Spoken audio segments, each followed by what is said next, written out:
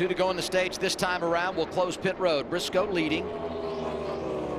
And in line to have a really good points day. Coming nearly 40 points above the cut line.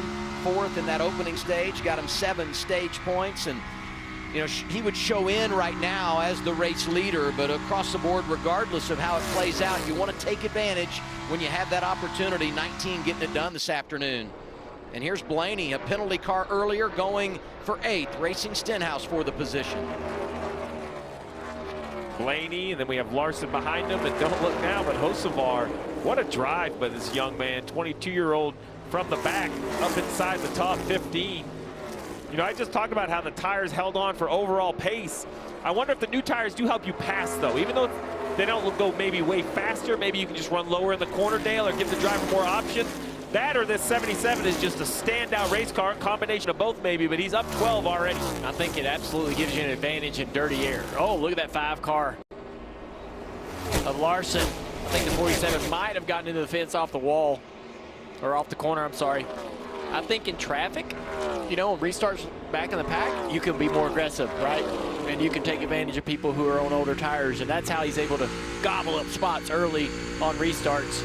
Pocono to the inside of the 47 now.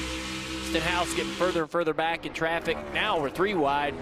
This 47 car gets harder and harder to drive as you lose more and more track position. Everybody take a deep breath. Hocevar just drove around Stenhouse. No harm, no foul, and I'm sure he's taking a deep breath as well. Talk about Logano coming by, the same for the 48 of Bowman.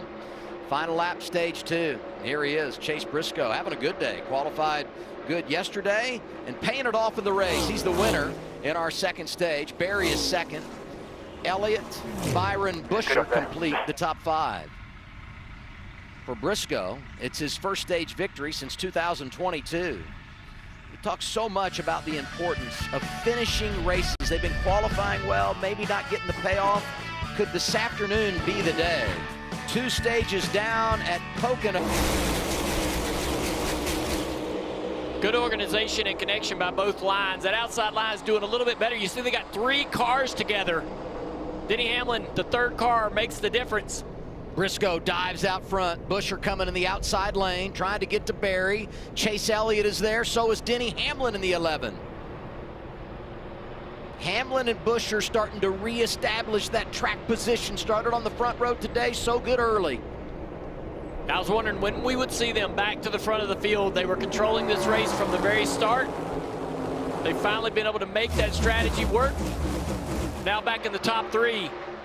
Yep, Hamlin up to 3rd.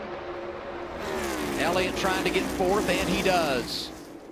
Look at Hocevar outside of Logano. Aggression not a problem here. 17 leading. This won't be close. The 19 will easily clear him on the racetrack and drive off.